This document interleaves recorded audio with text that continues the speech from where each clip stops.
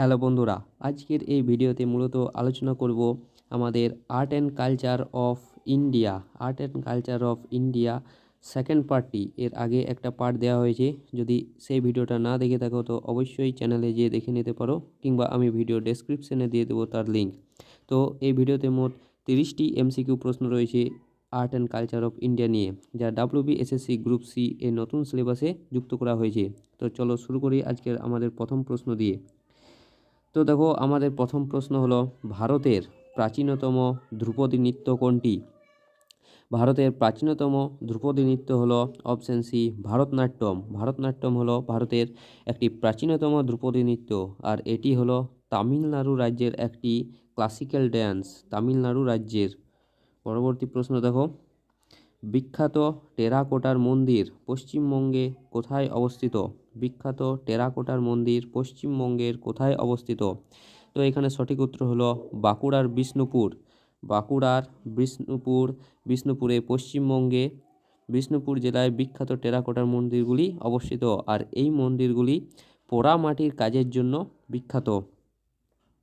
পরবর্তী প্রশ্ন, রুক্মিণী দেবী অরুণডেল রুক্মিণী দেবী অরুণডেল কোন নৃত্যশৈলীর সাথে যুক্ত ছিলেন?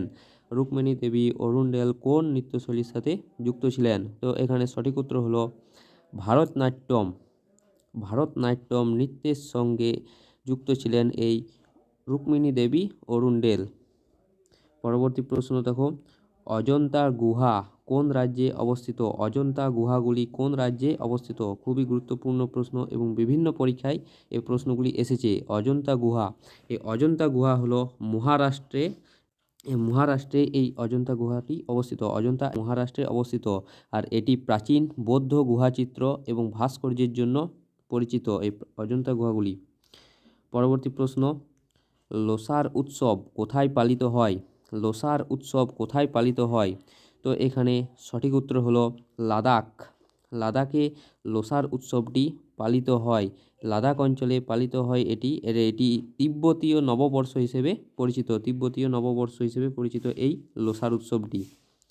পরবর্তী প্রশ্নটি দেখো, ওস্তাদ বিসমিল্লাহ খাঁ কোন বাদ্যযন্ত্রের সাথে যুক্ত?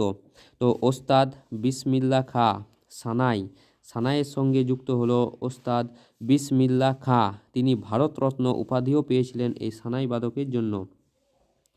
পরবর্তী প্রশ্ন, মণিপুরী নৃত্যের প্রধান উপজীব্য বিষয় কি? মণিপুরী নৃত্যের প্রধান উপজীব্য বিষয় কি, অর্থাৎ মণিপুর নৃত্য কার বেসিসে এটি করা হয়? তো এখানে সঠিক উত্তর হলো রাধাকৃষ্ণের এর উপর ভিত্তি করে এই মণিপুরী নৃত্যটি করা হয়, আর এই মণিপুরীটি মণিপুরের একটি ক্লাসিক্যাল নৃত্য। পরবর্তী প্রশ্ন দেখো, চার মিনার কোন শহরে অবস্থিত? চার মিনার কোন শহরে অবস্থিত? তো চার মিনার হলো অপশন সি হায়দ্রাবাদে অবস্থিত এই চার মিনারটি। এটি কুতুব শাহী রাজবংশের দ্বারা নির্মিত হয়েছিল। চার মিনারটি কুতুব শাহী রাজবংশের দ্বারা নির্মিত হয়েছিল। পরবর্তী প্রশ্ন দেখো, শম্ভু মহারাজ কোন নৃত্যশৈলীর সাথে যুক্ত ছিলেন? শম্ভু মহারাজ কোন নৃত্যশৈলীর সাথে যুক্ত ছিলেন? তো শম্ভু মহারাজ কত্থক নৃত্যের এক বিখ্যাত নাট্যকার ছিলেন এই শম্ভু মহারাজ। তিনি লখনৌ ঘরানার কত্থক নৃত্যে তিনি পারদর্শী ছিলেন।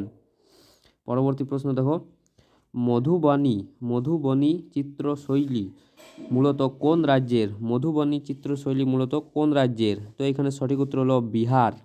বিহারের একটি চিত্রশৈলী হলো এই মধুবনী। মূলত ভারতের বিহার রাজ্যের এটি ঐতিহ্যবাহী শিল্প, আর এটি মিথিলা শিল্প নামেও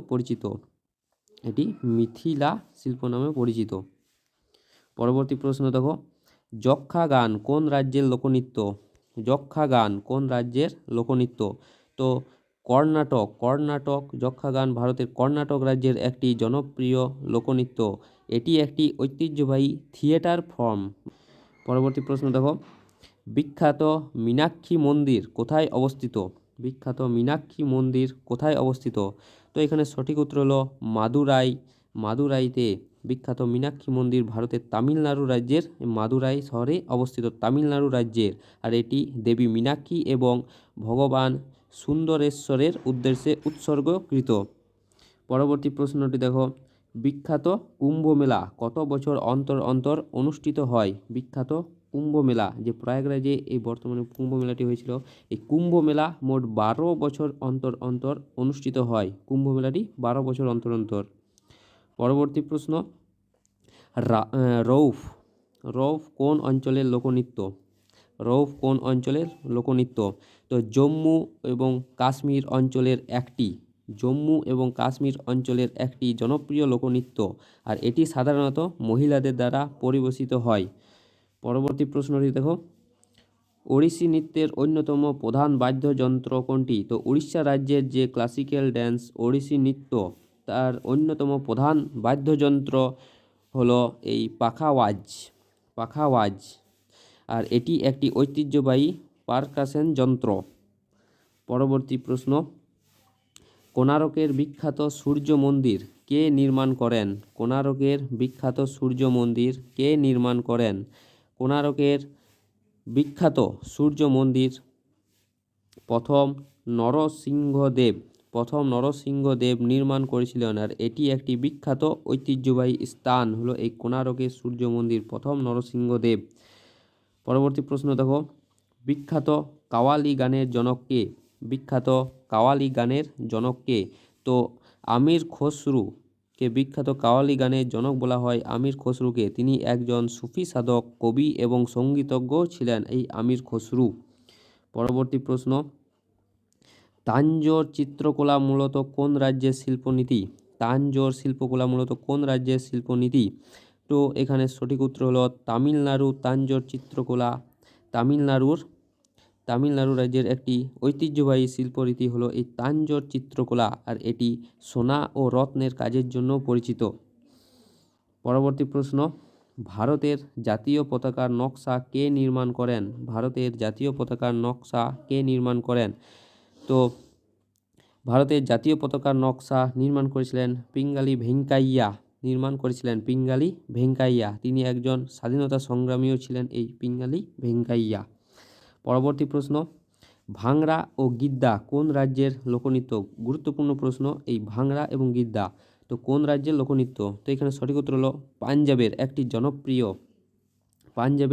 জনপ্রিয় লোকনৃত্য এবং উৎসব হলো এই ভাংড়া এবং গিদ্দা। সাধারণত ফসল তোলার সময় এটি পালিত হয় পাঞ্জাবে, ফসল তোলার সময়। পরবর্তী দেখো, ওয়ারলি চিত্রকলা কোন রাজ্যের আদিবাসীদের দ্বারা সৃষ্টি? ওয়ারলি, তো এখানে সঠিক উত্তর হলো মহারাষ্ট্র। তো চিত্রকলা ভারতের মহারাষ্ট্র রাজ্যের আদিবাসীদের দ্বারা সৃষ্ট হয় এই ওয়ারলি চিত্রকলা, আর এটি সরল জ্যামিতিক আকারের উপর ভিত্তি করে তৈরি করা হয়। পরবর্তী প্রশ্ন দেখো, সৌর চিত্রকলা কোন রাজ্যের? তো এখানে সঠিক উত্তর হলো উড়িষ্যা রাজ্যের একটি ঐতিহ্যবাহী শিল্প হলো এই সৌর চিত্রকলা উড়িষ্যা রাজ্যের, আর এটি উপজাতীয় সম্প্রদায়ের দ্বারা তৈরি হয় এই সৌর চিত্রকলাটি। পরবর্তী প্রশ্ন দেখো, তামাশা কোন রাজ্যের লোকনাট্য? তো এখানে সঠিক উত্তর হলো মহারাষ্ট্রের তামাশা ভারতের মহারাষ্ট্র রাজ্যের একটি জনপ্রিয় লোকনাট্য, আর এটি ঐতিহ্যবাহী সঙ্গীত এবং নৃত্যের মিশ্রণ। পরবর্তী প্রশ্ন, বিখ্যাত জাকির হোসেন কোন বাদ্যযন্ত্রের সাথে যুক্ত? খুবই গুরুত্বপূর্ণ প্রশ্ন, বিখ্যাত জাকির হোসেন কোন বাদ্যযন্ত্রের সাথে যুক্ত? তো বিখ্যাত জাকির হোসেন হলো তবলা বাদক, তিনি ছিলেন তবলা বাদক, তিনি তার অসাধারণ বাদনের জন্য পরিচিত। পরবর্তী প্রশ্ন, পাণ্ডুবাণী কোন রাজ্যের লোকসঙ্গীত?